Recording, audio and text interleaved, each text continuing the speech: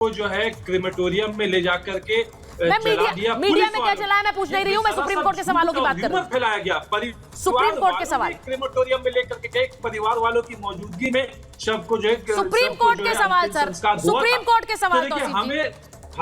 हमें सच्चाई की जरूरत है। हम चाहते हैं कि तो वही तो मैं आपसे जानना चाह रही हूँ, एफआईआर में देरी क्यों हुई? चाहते हैं कि इंसाफ मिले। ये राजनीति में किसी को इंटरेस्टेड नहीं है। हम ये नहीं चाहते, जो प्रोटेस्टर्स जो है वो चाहते हैं कि इंसाफ मिले, फांसी में चढ़ाया जाए। हाँ। कोलकाता पुलिस अगर आज इन्वेस्टिगेट कर रही होती तो फास्ट ट्रैक कोर्ट में ट्रायल स्टार्ट किया हो गया होता। सीबीआई के पास में, अब ये सीबीआई कोर्ट में जाएगा, अब ना जाने कितने साल लगेंगे इसको फांसी में चढ़ाने के लिए। ठीक है, आप जो बात कह रहे हैं, मैं एक बार जरा आपने कहा कि इस मामले में कोई राजनीति नहीं होनी चाहिए। हम भी यही चाहते हैं कि कोई राजनीति ना हो, लेकिन राजनीति हो रही है। और सीधी बात यह है कि आप एक क्लीन चिट देने की कोशिश कर रहे हैं, जो कि सुप्रीम कोर्ट भी देख रहा है। वो बार बार पूछ रहा है कि आपने संदीप घोष के खिलाफ कार्रवाई क्यों नहीं की, उसका जवाब नहीं है। देर एफआईआर क्यों हुई, उसका जवाब नहीं है। जरा प्लीज स्क्रीन पे से रखिए। मैं एक बार जरा पॉलीग्राफ टेस्ट वाले मैं एक बार जरा पॉलीग्राफ टेस्ट पर आ रही हूँ, क्योंकि हमारे साथ डॉक्टर साहब हैं और मैं पॉलीग्राफ टेस्ट पर आ रही हूँ। सर, एक बार मैं आपसे पूछूंगी, जो फोरेंसिक्स में जो कुछ भी सामने नहीं आएगा क्योंकि क्राइम सीन खराब हो चुका है, क्या वो पॉलीग्राफ टेस्ट से सामने आ पाएगा? देखिए, जिस तरीके का क्रिमिनल होता है, हाँ। हार्डकोर क्रिमिनल है, हाँ। और जो पुलिस से संबंधित दिन भर एक्टिविटीज में शामिलात है, ऐसी सिचुएशन में ये पॉलीग्राफ टेस्ट 100% सही आए, हाँ। ये पॉसिबल नहीं है। पॉसिबल ही नहीं है। मे और मे नॉट। अच्छा। दूसरी चीज ये है इस केस के अंदर, हाँ। कि जो क्रिमिनल है जिसका हम पॉलीग्राफ टेस्ट कर रहे हैं, ठीक है, वो कहीं भी किसी भी तरीके से लग ही नहीं रहा कि एक आदमी इस कदर एक लेडीज से, जो 31 साल की फुली ब्लोंड लेडीज है, उसके साथ रेप भी कर देगा और उसके शरीर पे कोई चोट भी नहीं आएगी। ये पॉसिबल ही नहीं है। मेरे पर शरीर पर चोट के निशान है। रेसिप्रोकल चोटें भी तो आएंगी। हाँ, रेसिप्रोकल चोटें। जो लेडीज के ऊपर आई तो जेंट्स पे भी तो आएंगी जिसने रेप किया।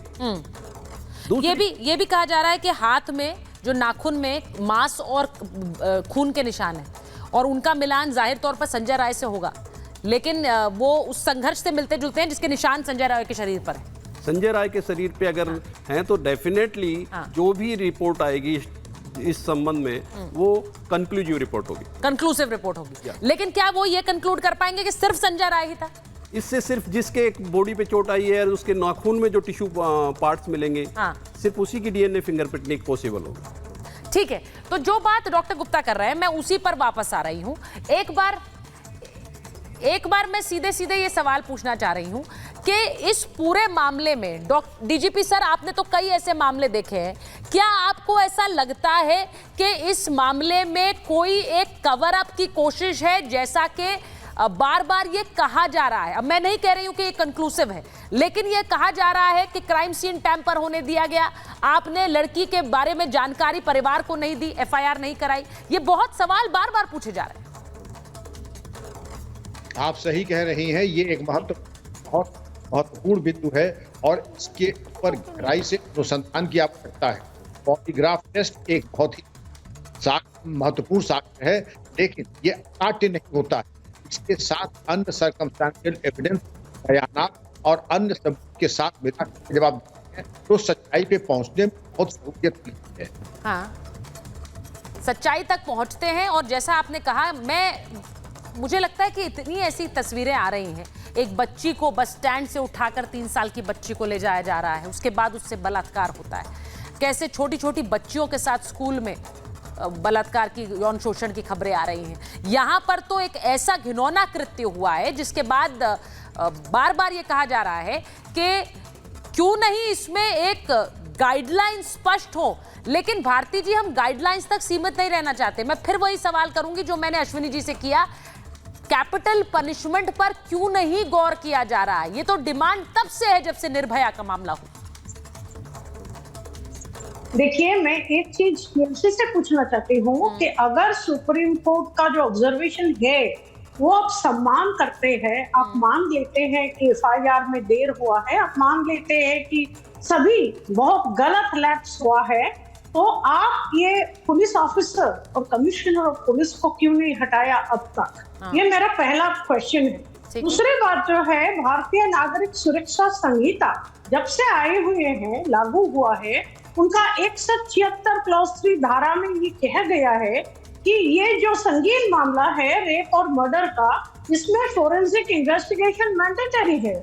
वो प्लेस ऑफ ऑकरेंस जहां हुआ है उसको सीज करना चाहिए था, सील करना चाहिए था और फोरेंसिक एक्सपर्ट को तुरंत बुलाना चाहिए था और बॉडी को प्रिजर्व करना चाहिए था, क्योंकि इन्वेस्टिगेशन पेंडिंग है।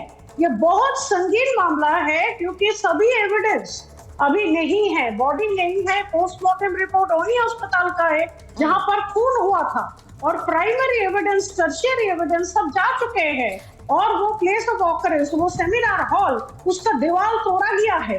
लेकिन अभी भी मैं आपसे भारती जी ये कह रही हूँ कि हम उम्मीद कर रहे हैं कि तफ्तीश इस कदर हो कि हम सच तक पहुंच पाए, क्योंकि ये सवाल भी बहुत से लोग पूछ रहे हैं कि क्या कभी पूरी जानकारी सामने आ पाएगी। मैं इस उम्मीद को जगाए रखना चाहती हूँ कि हाँ, वो सच सामने आएगा और इसीलिए इस निर्ममता और इस जघन्य अपराध के पीछे जितने भी चेहरे हों उनको कड़ी से कड़ी सजा मिलेगी। बहुत बहुत धन्यवाद आप सबका महाभारत में जुड़ने के लिए।